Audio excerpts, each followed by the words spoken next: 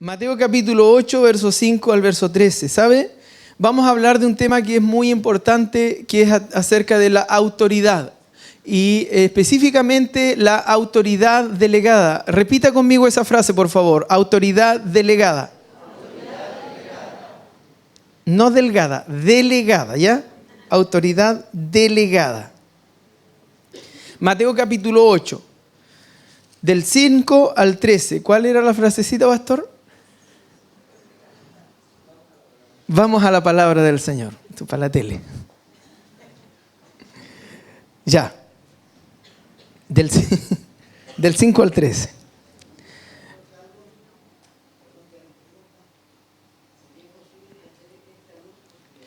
Encantado, mi hermano Joel. Dios les bendiga. Muchas gracias. Justo donde está usted está la luz ahí.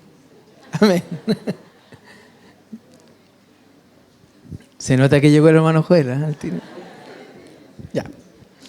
Amén. Te bendiga, tata. ¿Puedo leer ahora? No. Te amo, viejito. Ya.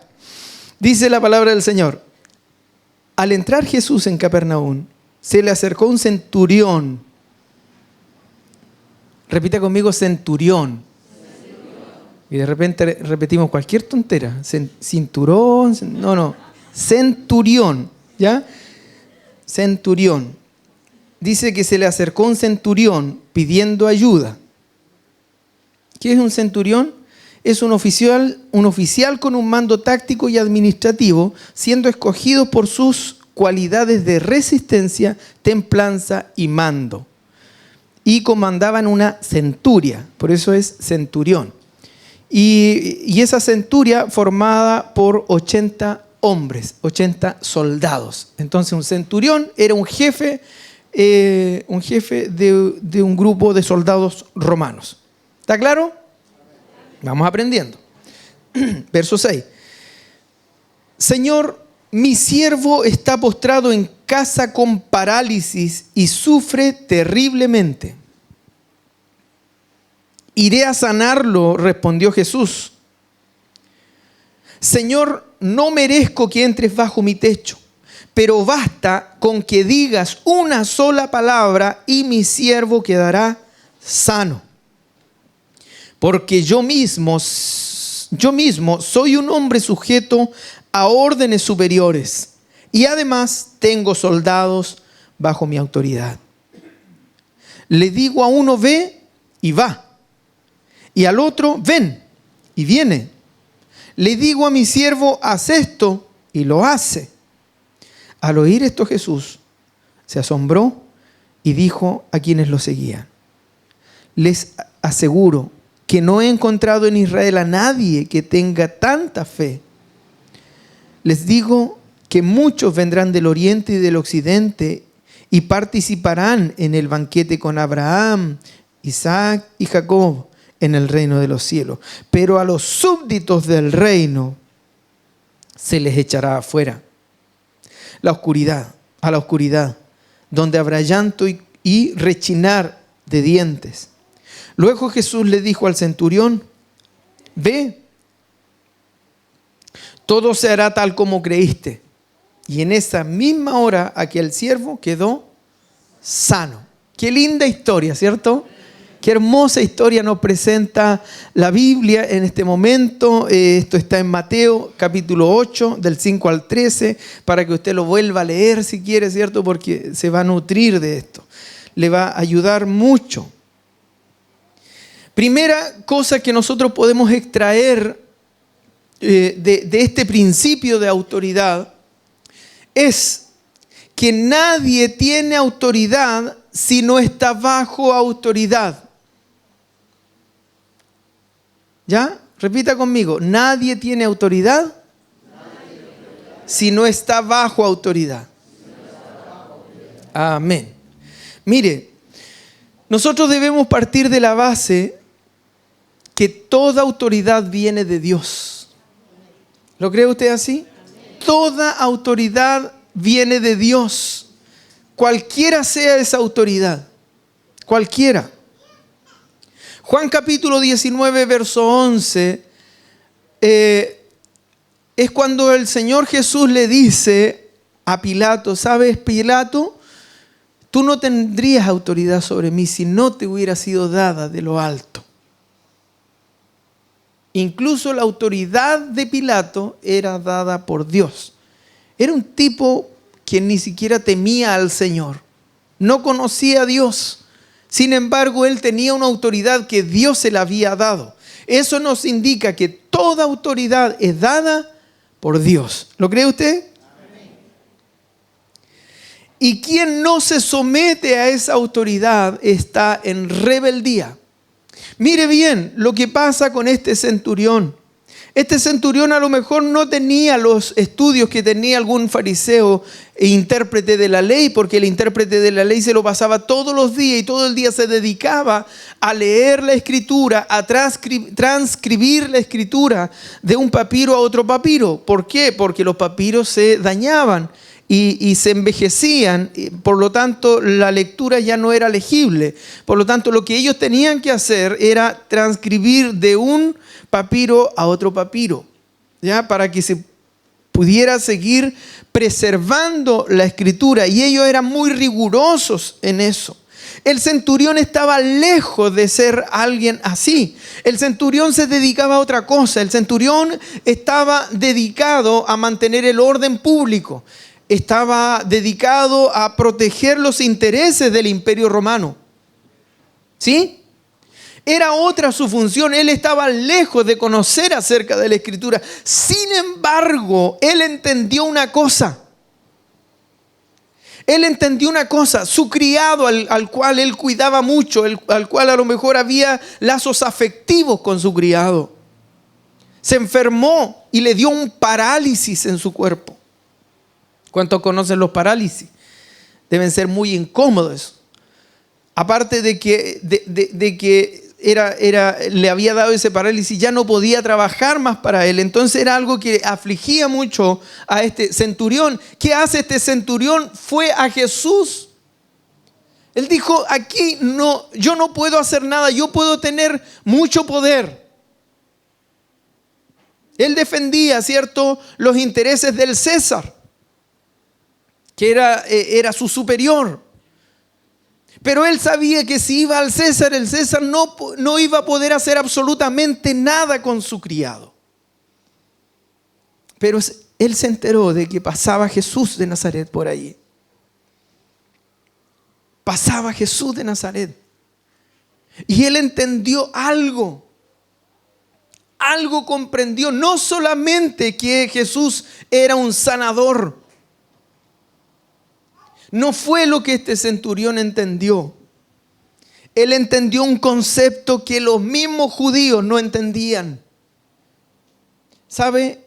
Este centurión entendió un concepto que mucha gente de la iglesia todavía no entiende. Él entendió un concepto de autoridad. Y ese concepto de autoridad, si usted no tiene fe, usted no lo va a lograr entender jamás. Porque este concepto de autoridad se adquiere por fe. Se entiende por fe, no por la razón. Se entiende por la fe. Diga conmigo, fe. Usted va a entender, cuando haya fe en su corazón, usted va a entender un concepto de autoridad. Este hombre, al cual el Señor Jesús exalta la fe de este hombre. La fe. El Señor Jesús lo dice en el verso 10. Le dice, les aseguro que no he encontrado en Israel a nadie que tenga tanta fe. El Señor Jesús no destaca de este centurión otra cosa. Pudo haber destacado que era un tipo intachable, pudo haber destacado que era un tipo muy correcto, pudo haber destacado, ¿cierto?, que era un tipo a lo mejor muy diligente, muy respetuoso, pero ¿qué es lo que destaca de él? ¿Qué destaca de él? Su fe. ¿Por qué? Porque el centurión dice, solamente di la palabra y mi siervo será sano. ¿Qué es lo que entendió este centurión? Este centurión entendió que Jesucristo estaba por sobre todo. Él entendió sin haber visto. Imagínense que los propios discípulos del Señor Jesús vieron a Jesús hacer callar la tempestad y se hizo grande bonanza, ¿sí o no? Y se preguntaron y dijeron, ¿y quién es este que hasta el viento y el mar le obedecen? ¿Quién es este? Fíjese que el centurión no vio ese milagro. No estaba en la barca junto con los 12, pero entendió lo que los discípulos le costó tanto trabajo entender. Entendió que Jesucristo está por sobre todo y que si Él decretaba la palabra, su siervo sería sano. ¿Sí o no? Si Él dice la palabra, ¿sabes cuál es nuestro problema, mi hermano, mi hermana? Que muchas veces nosotros no elevamos a Jesucristo al nivel que Él es digno que nosotros lo elevemos. No colocamos al Señor Jesús en el nivel que Él es digno de estar. Y ahí parte nuestro problema. Allí parte nuestro. De repente ni siquiera es un tema de conocimiento de la Biblia, sino en qué lugar ocupamos al Señor. ¿En qué lugar estás tú ubicado y ubicada?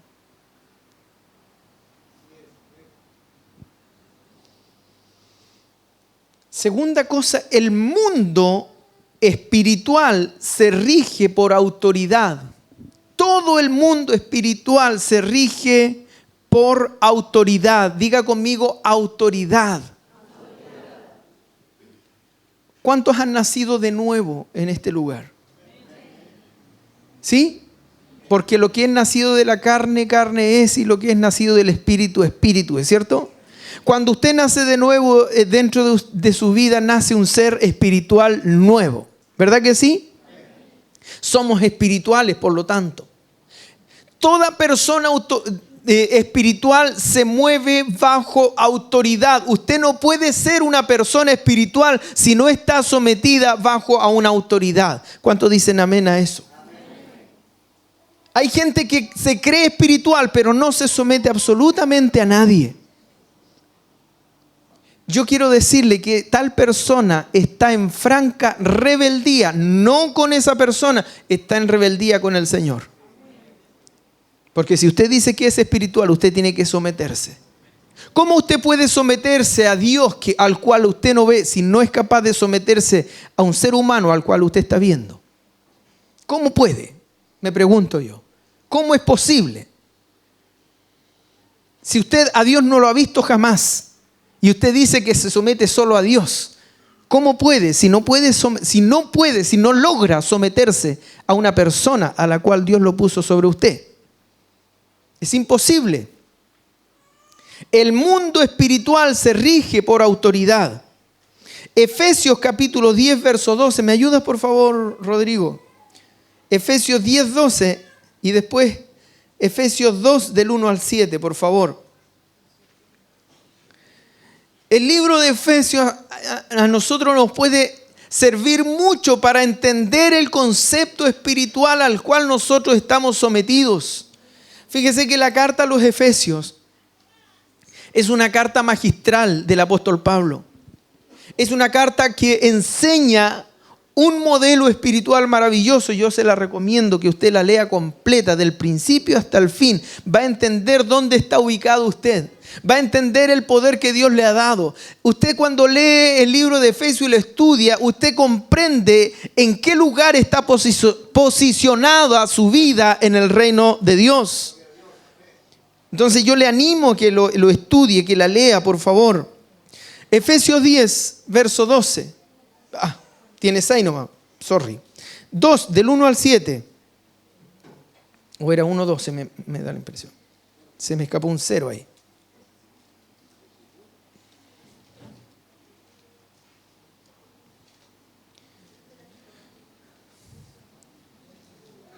Sí, Efesios dice, en otro tiempo ustedes estaban muertos en sus transgresiones y pecados. Siguiente. En los cuales andaban conforme a los poderes de este mundo. ¿Conforme a quién? A los poderes de este mundo. Se conducían según el que gobierna las tinieblas, según el espíritu que ahora ejerce su poder en los que viven en la desobediencia. En ese tiempo también todos nosotros vivíamos como ellos, impulsados por nuestros deseos pecaminosos, siguiendo nuestra propia voluntad. ¿Siguiendo qué cosa? Nuestra propia voluntad. Pero sepa que la Biblia dice que eso era en otro tiempo. ¿Sí o no? ¿Y ahora cómo debe ser? ¿Debe ser diferente o no? Sí.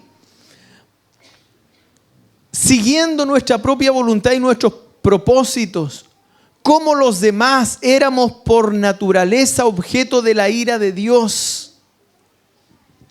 Pero Dios, que es rico en misericordia y por su gran amor por nosotros, nos dio vida con Cristo aun cuando estábamos muertos en pecado. Por gracia ustedes han sido salvados. Y en unión con Cristo Jesús, Dios nos resucitó y nos hizo sentar, ¿dónde? Con Él en las regiones celestiales. ¿Dónde está posicionado usted? ¿Dónde? ¿Sentado con quién? Usted está sentado con Cristo Jesús, gobernando en las regiones celestiales. Verso 7. Para mostrar en los tiempos venideros la incomparable riqueza de su gracia, que por su bondad derramó sobre nosotros en Cristo Jesús. Amén. Este mundo espiritual se rige bajo autoridad. Efesios capítulo 6, verso 10 al 12.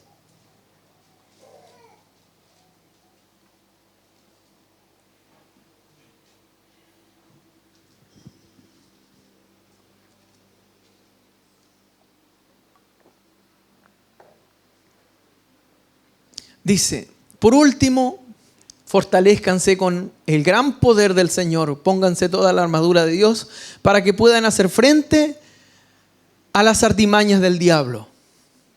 Porque nuestra lucha no es contra seres humanos, sino contra potestades. ¿Contra quién?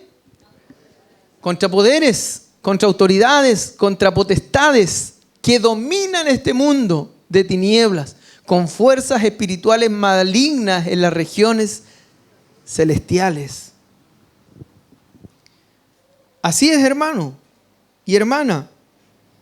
Este mundo se rige bajo autoridad. Tercera cosa que podemos extraer de este pasaje del centurión romano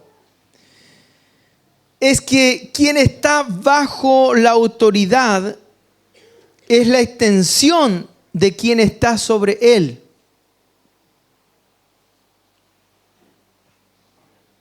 Es la extensión de quien está sobre él. ¿Qué significa eso?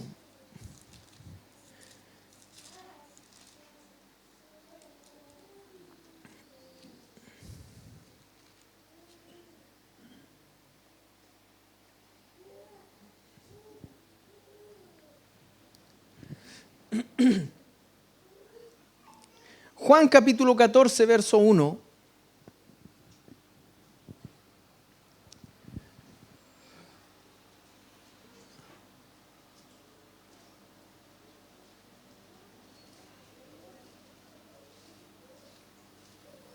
Dice el Señor Jesús, no se angustien, confíen en Dios, y confíen también en mí. En la versión Reina Valera dice, ¿ustedes confían en Dios?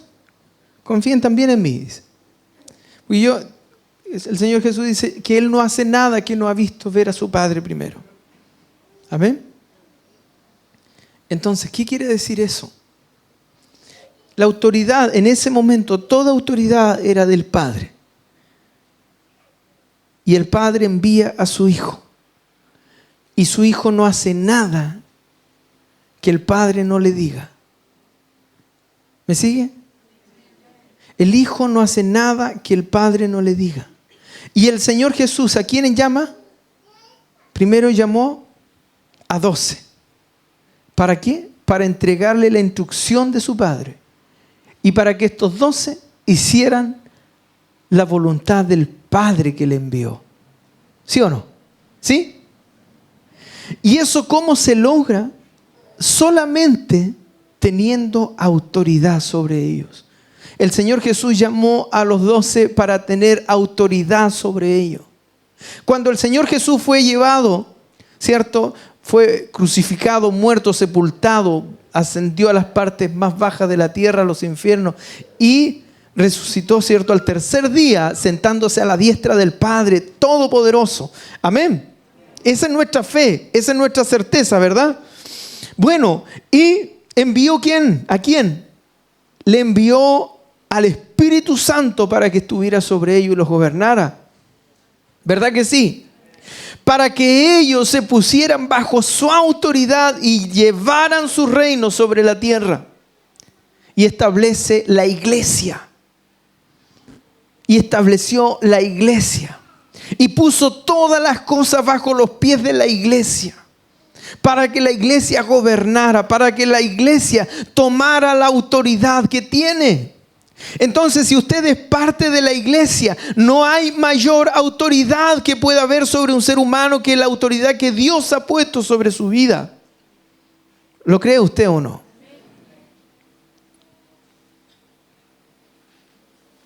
Cada cosa que anhele el Padre,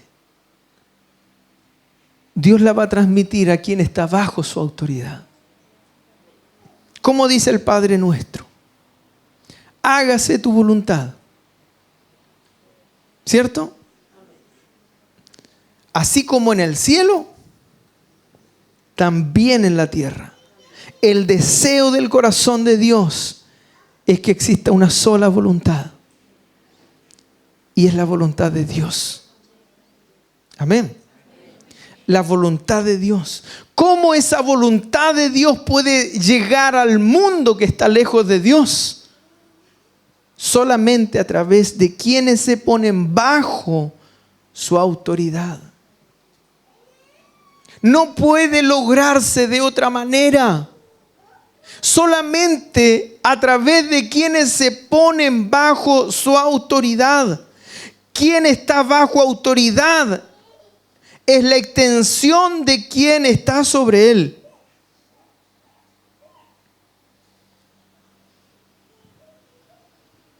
Si usted se pone bajo la autoridad del Señor, si usted se pone bajo la autoridad que Dios ha puesto, Dios va a ejercer su voluntad a través de su vida.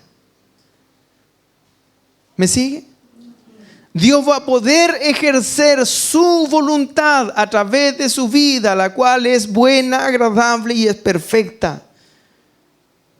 De otra manera, Dios no trabaja. Dios no se mueve fuera de autoridad.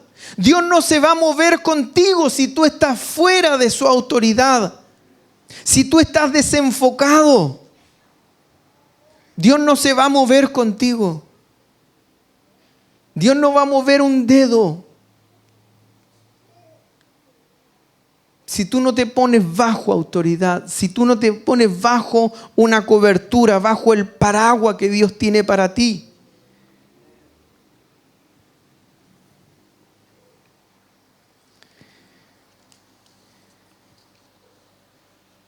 Nosotros necesitamos el sello real de Dios, el gran sello real. ¿Qué es lo que era un sello real?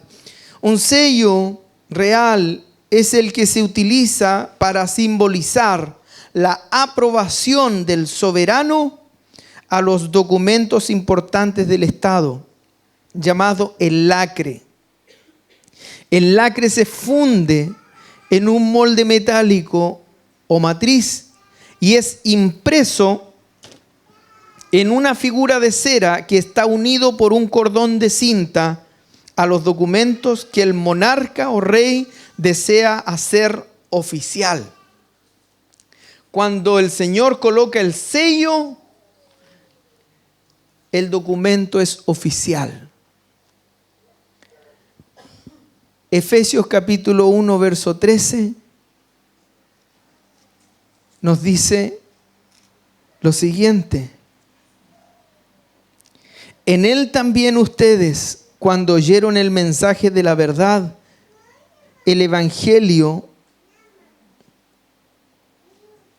que les trajo la salvación, y lo creyeron, fueron marcados con el sello que es el Espíritu Santo prometido. Ahí está el sello del Señor sobre tu vida, y ese sello a ti te da autoridad. Te da autoridad. Amén. Nos da autoridad.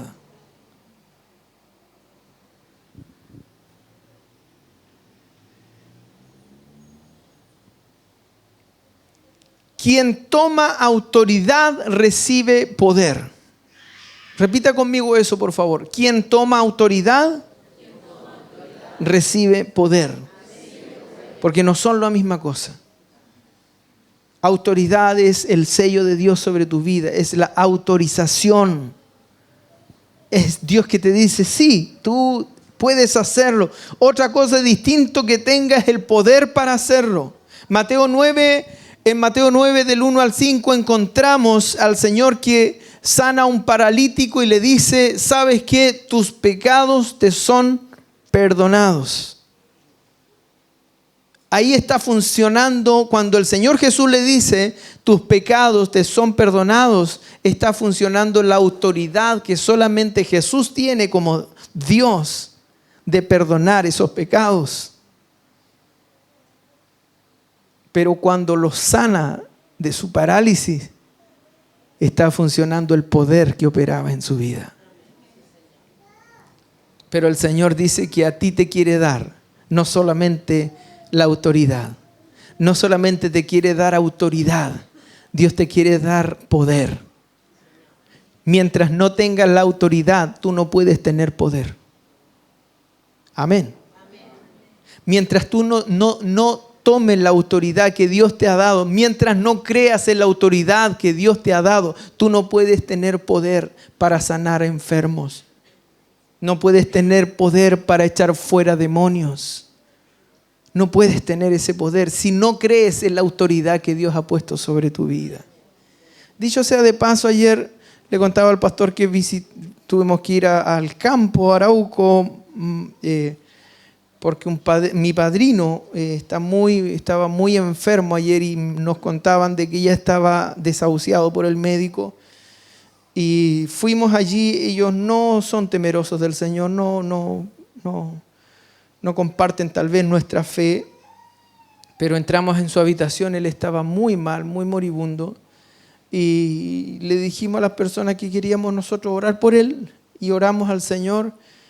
Y llamaron a mi mamá hoy día en la mañana, y le dicen que ya él está mucho más recuperado, se sentó en su cama, cosa que ya no hacía, ni siquiera hablaba con nadie. Ayer habló con nosotros. Hermanos, Dios puede hacer cosas que usted ni se imagina. Dios puede hacer cosas que usted ni se imagina.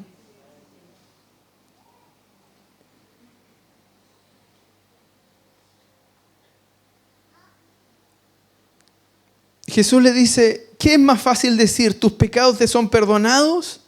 ¿O levántate y anda? A los fariseos que cuestionaban el hecho de que Jesús le haya dicho, pero ¿cómo tú le dices, tus pecados te son perdonados? Ya, sí, así como yo tengo el poder Para sanarlo también tengo la autoridad para decirle que tus pecados te son perdonados.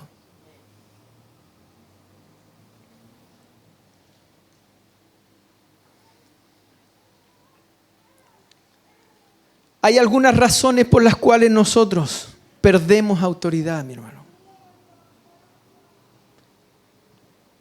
¿Cuántos quieren tener la autoridad que el Señor le quiere dar? ¿O usted es de las personas que se siente tan humilde que usted dice, no, yo no quiero tener autoridad porque yo prefiero ser un gusanito de la tierra que el Señor agarra y lo salva nomás? Eso es lo más orgulloso que yo pueda haber escuchado, hermano. Porque esa persona que no quiere recibir la autoridad del Señor es porque no quiere trabajar para Dios. Usted no puede trabajar para Dios si usted no recibe la autoridad de Dios. Usted no puede servir al Señor si usted no recibe el poder de Dios en su vida. Se lo digo y se lo dije ya. No puede, hermano, no puede. Usted no puede servir a Dios de esa manera. Usted no puede servir a Dios haciéndole el quite a lo que Dios le quiere entregar como responsabilidad por el hecho de ser hijo e hija de Dios. ¿Me escuchó bien o no? ¿Me está oyendo? No puede. No funciona así. Dios te da, pero Dios te demanda. Dios te da, pero Dios te pide. ¿Sí? Claro. El Señor quiere darte de su Espíritu Santo. Y a los discípulos en Hechos capítulo 1, verso 8, les dice, y recibiréis poder. ¿Cuándo? Cuando haya venido. ¿Quién? El Espíritu Santo. Y me seréis testigos. Recibiréis poder cuando haya venido sobre vosotros el Espíritu Santo. Y me seréis testigos. Amén. Les da... ¿Qué cosa? El Espíritu Santo, lo más precioso, el regalo más bendito que Dios te haya podido dar. Te da el Espíritu Santo. ¿Pero qué es lo que te demanda? Que tú le seas testigo. Queremos recibir el Espíritu Santo, claro, porque es rico, porque lo disfrutamos, porque nunca había sentido algo más maravilloso en mi vida. Nunca me había sentido tan bien como cuando recibí el Espíritu Santo. Pero cuando el Señor te pregunta, ¿y me seréis testigo? ¿Y me quieres ser testigo?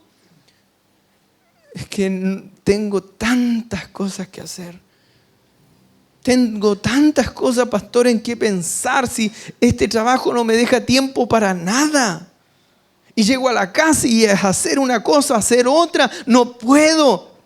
Yo con 1000 amores, pastor. Yo con 1000 amores, pero no me alcanza el tiempo. Pero si tiene para ministrarme, ministreme el Espíritu Santo nomás, porque con eso me siento tan bien, hasta todos los dolores se me pasan.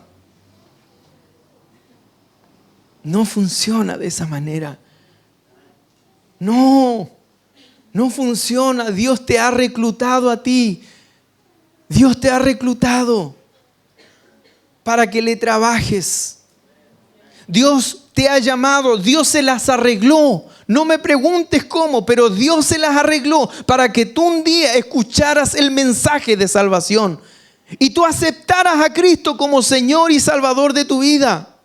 Se las arregló el Señor, no fue un mérito tuyo. Dios se las arregló para que tú escucharas el precioso mensaje de la salvación. No le saques el cuerpo ahora a tu responsabilidad que te toca. Porque tenemos una responsabilidad. Dios ha depositado autoridad sobre tu vida.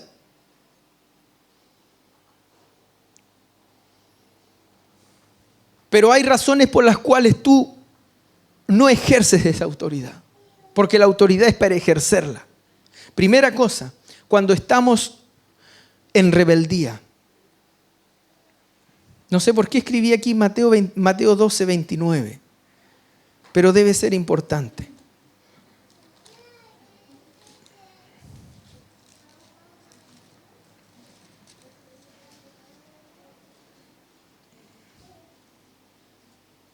¿O cómo puede entrar a alguien en la casa de un hombre fuerte y arrebatarle sus bienes a menos que primero lo ate? Solo entonces podrá robar su casa. Este pasaje lo han hecho pebre.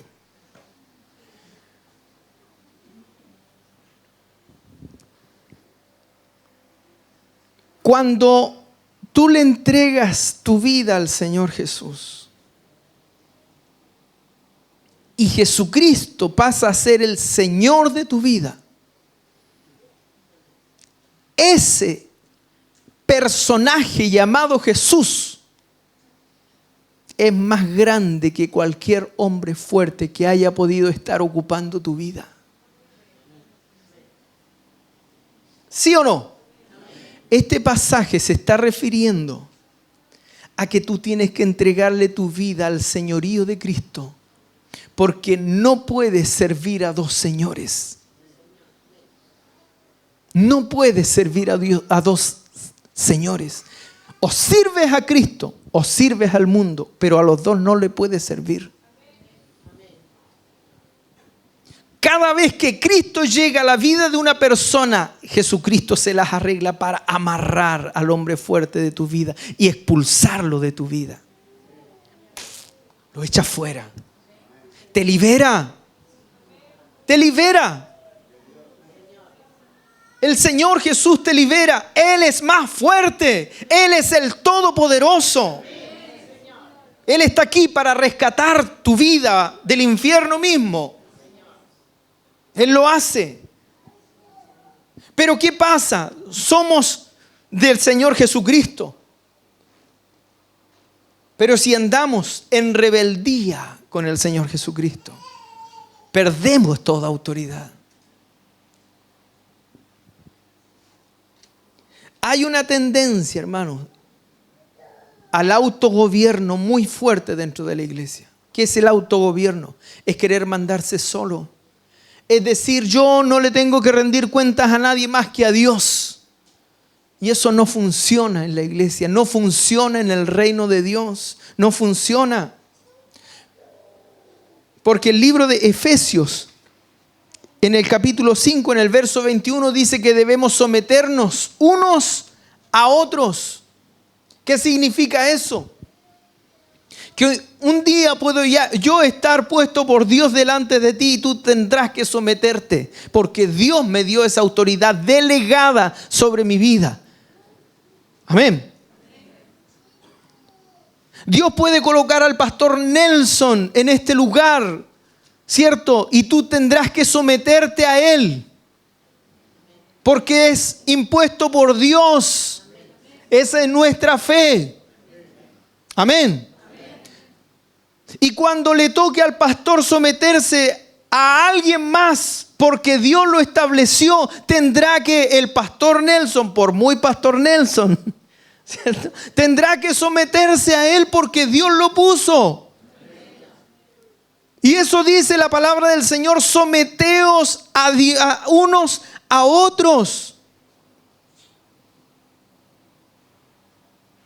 Someteos unos a otros.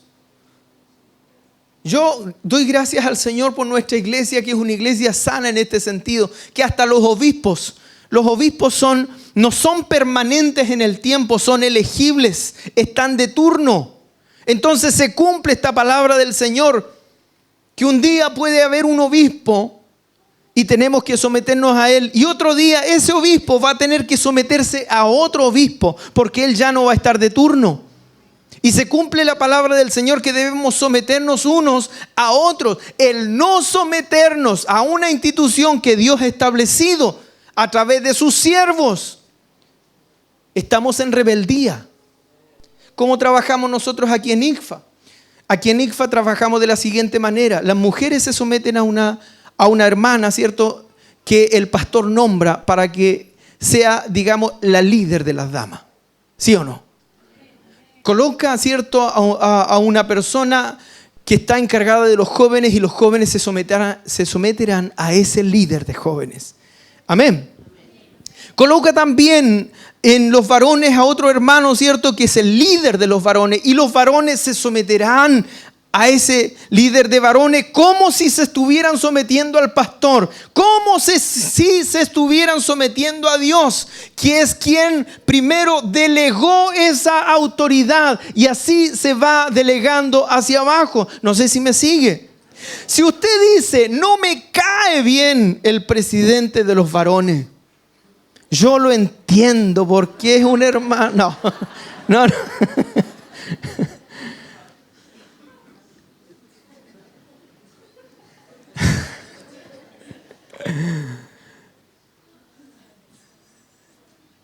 Usted no se somete a la personalidad de ese hermano o de la hermana o del hermano tal. Usted no se está sometiendo a la persona. No depende si a usted le cae bien o le cae mal. Usted tiene que pensar, a esa persona la colocó Dios y yo me tengo que sujetar a Dios a través de esa persona. Porque de lo contrario, ¿sabe lo que sucede? Usted se pone en franca rebeldía, no con la persona, usted se pone en rebeldía con Dios. ¿Sí o no? Perdemos autoridad. Bueno, perdemos autoridad por otras cosas más. Se las voy a mencionar nada más. Por ejemplo, con estar con pecados no confesados, hermanos, perdemos autoridad. Perdemos la autoridad. Porque los pecados permiten que seamos acusados por el diablo. Él está, dice Apocalipsis, todos los días acusándonos frente al Señor. Delante del Señor diciendo, mira lo que está haciendo y ahora mira, está hablando allá. También perdemos autoridad por miedo, por falta de identidad, por inferioridad, porque nos sentimos poca cosa, nos sentimos la nada misma. Entonces sentimos que no tenemos la autoridad que Dios sí nos ha entregado. Saúl le pasó eso. No esperó la llegada de Samuel porque tuvo miedo del pueblo y entonces él mismo se puso a hacer sacrificio. La falta de perdón también te quita autoridad.